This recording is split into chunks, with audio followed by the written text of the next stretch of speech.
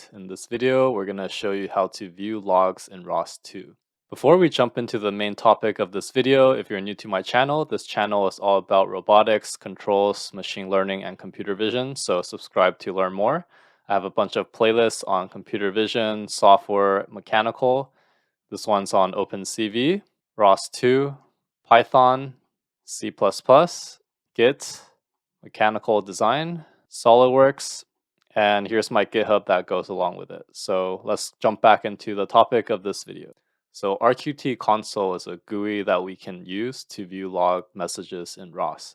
So let's start off by starting the RQT console by typing in ROS2 run and then RQT console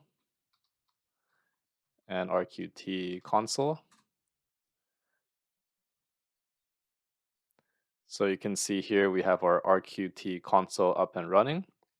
And then we're going to start two other nodes. So in one terminal, we're going to do ROS2 run turtle sim turtle sim node. So this is our turtle sim node up and running. And then in our other one, we're going to have our teleop. So turtle sim turtle teleop key. So notice that when I first start my RQT console, we have these messages here that says info, and it's just telling me when this happens when we spawn the turtle.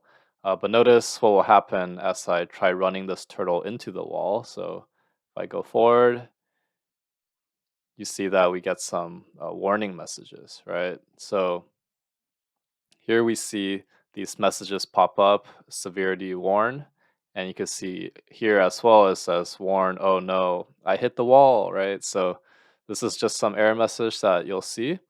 What you can actually do is if you start off running the turtle sim node using a different command. So if I clear this and I paste this one, so this one says ROS2 run turtle sim node ROS args log level warn. So this just means only show the warning level. So that will, let me go ahead and close this RQT console and start up a new one. So if I start a new one, you're going to see there's no messages right now. And if I run this, turtle node, you see that at the start, there are no more messages, right? And if I run into the wall as I did before, then we will see the warning messages again. Okay, so that's how you could start off a node having a custom message types that you want to show up. In my next video, I'll talk about how to launch multiple nodes, so go check that out. Found this video helpful, give it a like and subscribe, and I'll see you in the next one.